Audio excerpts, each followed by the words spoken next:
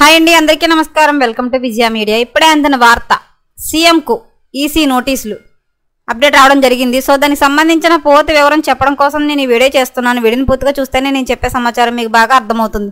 అలాగే వీడియో నచ్చితే వీడియోకి లైక్ ఇచ్చి నన్ను సపోర్ట్ చేయండి. చాలా మంది సబ్స్క్రైబ్ చేసుకోకుండా చూస్తున్నారండి, తప్పకుండా సబ్స్క్రైబ్ చేసుకోండి. అప్పుడే నేను పెట్టే ప్రతి వీడియో చూడడానికి అవకాశం ఉంటుంది.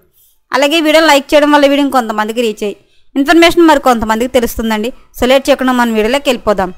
దేశంలో ప్రస్తుతం ఎన్నికల సందడి నడుస్తోంది. ఈ నేపథ్యంలో నేతల మాటలు, విమర్శలపై ఎన్నికల సంఘం ఫోకస్ చేసింది. ఎన్నికల కోడ్ అతిక్రమించిన ఎవరైనా మాట్లాడితే వారికి నోటీసులు ఇస్తోంది. కొందరిపై ప్రచారంలో పాల్గొనకుండా చర్యలు తీసుకుంటోంది. తాజాగా తెలంగాణ మాజీ సీఎం కేసీఆర్కు ఈసీ నోటీసులు ఇచ్చింది.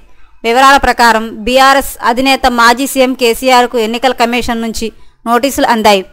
నిన్న ఈసీ నోటీసులు పంపించింది. కాగా ఈ నెల 5వ తేదీన సిరిసిల్లలో జరిగిన బీఆర్ఎస్ సభలో కాంగ్రెస్పై కేసీఆర్ తీవ్ర విమర్శలు చేశారు. ఈ నేపథ్యంలో కాంగ్రెస్ నేతల ఫిర్యాదు మేరకు ఈసీ కేసీఆర్కు నోటీసులు ఇచ్చింది. ఈ క్రమంలో కాంగ్రెస్పై వ్యాఖ్యలకు రేపు ఉదయం 11 గంటల వరకు వివరణ ఇవ్వాలని నోటీసుల్లో పేర్కొంది. మరోవైపు బీఆర్ఎస్కు నేతల కాంగ్రెస్ నేతలపై ఎన్నికల కమిషన్కు ఫిర్యాదు చేశారు. ఎన్నికల సందర్భంగా కేసీఆర్, కేటీఆర్లపై నిరాధారమైన అసత్య ప్రచారాలు చేస్తున్నారని ఫిర్యాదులో పేర్కొన్నారు.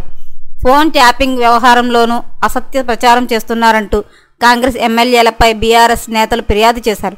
ఎప్పటికప్పుడు మరిన్ని లేటెస్ట్ అప్డేట్ల కోసం మన ఛానల్ తప్పకుండా సబ్స్క్రైబ్ చేసుకోండి. Thanks for watching.